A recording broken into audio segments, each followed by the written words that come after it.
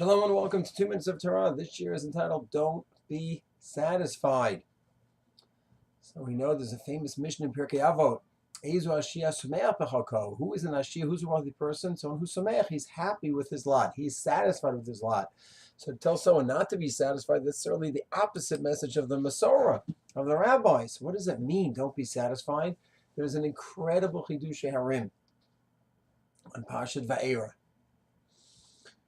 You know, it says to tell me, Tachat Sivlot Mitzrayim. I'm taking them out of the suffering of Mitzrayim.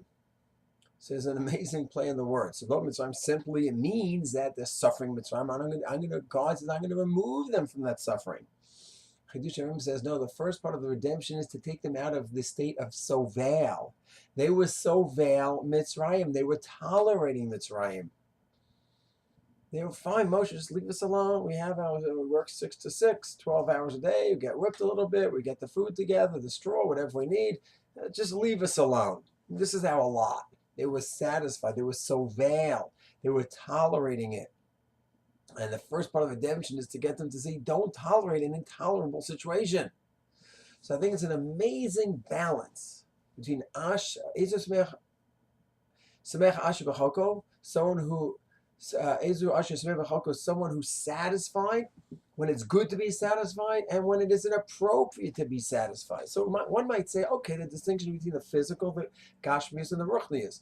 In physical, we should be satisfied, and in the ruchnius, in spirituality, we shouldn't be satisfied. There's some truth to that. In ruchnius, we should always be striving for more and more. We never say, okay, I'm satisfied with my level. We should be working harder and harder. But even in the physical area, it's not so simple. I'm very comfortable in a tiny little apartment, and my wife against the suffering. So it's a physical thing. So when it comes to the cheshbon on others, I need to take into account how others are dealing with the situation. So it's not so simple to just say, oh, one's physical, be satisfied, one's spiritual. That it's a little more complicated than that. But let us just say, certain times, an ashir, he's sameach b'chako, you have a smaller car and you're getting by and you're fine, your family's fine. Yeah, but you really could do more. You could go ahead and get more.